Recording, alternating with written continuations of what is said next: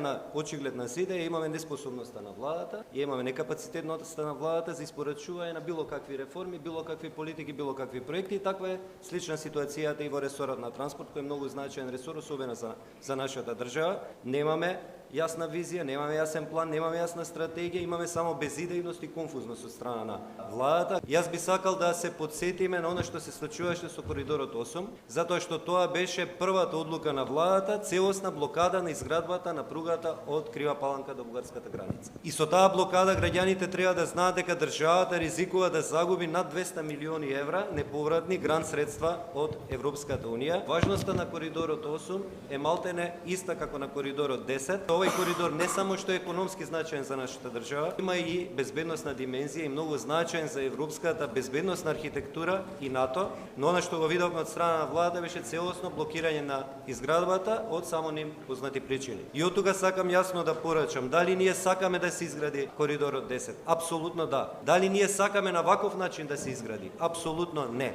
Ваков тип на задолжување каде што не се почитува законот за јавни набавки, кај што немаме никаква контрола во делот на трошење на средствата, каде што имаме предефинирани изведувачи и подизведувачи, што остава сериозен простор за загриженост за начинот на кој овие средства ќе бидат потрошени. Тоа е сериозно загрозување на развојот на економијата и на иднината на државата.